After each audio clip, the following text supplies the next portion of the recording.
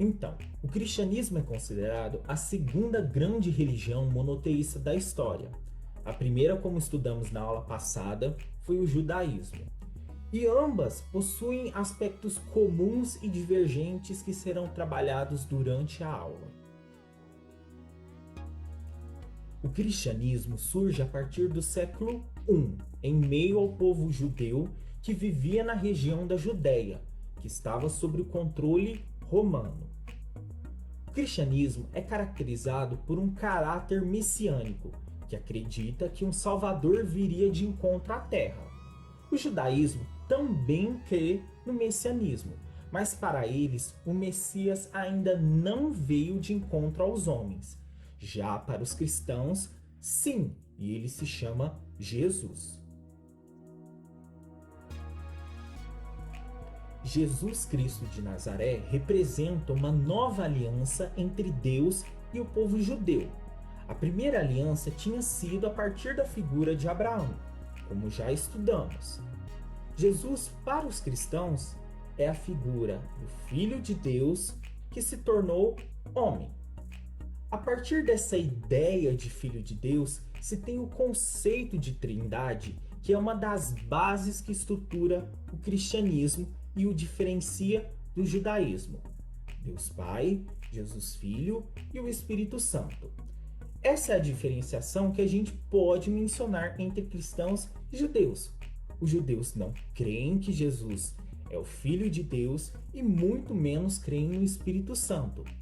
Para eles, Jesus existiu, mas não passou de um profeta em meio a tantos outros, e não foi o Messias. Então, não existe trindade no judaísmo. A vida de Jesus na Terra serviu como base para as crenças e cerimônia dos cristãos, como por exemplo o batismo e os procedimentos da última ceia. Devido a isso, grande parte das datas comemorativas dessa religião também se baseiam na vida e nos ensinamentos de Jesus. Um exemplo é a Páscoa e o Natal. A Páscoa comemora a ressurreição de Jesus após 3 dias de sua crucificação. Já a segunda data comemora o nascimento do Messias em Belém. Aqui nós temos mais uma divergência, já que os judeus comemoram a Páscoa como a libertação da escravidão que eles sofreram no Egito. Uma grande semelhança entre o judaísmo e o cristianismo está nos livros sagrados. A Torá judaica nada mais é que o Antigo Testamento da Bíblia cristã, ou seja, ambas compartilham os mesmos princípios. Sobre vida, mundo e morte. O que pensam os cristãos? Aqui nós temos mais uma semelhança com o judaísmo. Para eles, a vida é um bem concedido por Deus, e o homem é criado à sua imagem e semelhança. Quem seguir os mandamentos em vida poderá desfrutar na vida no céu pela eternidade. Já a morte significa o fim da peregrinação do homem pela terra, já que os cristãos não creem em reencarnação. O mundo também é uma criação divina, e tudo que acontece tem a permissão dele. Assim como o judaísmo, o cristianismo também foi alvo de perseguição em seu surgimento, principalmente no Império Romano.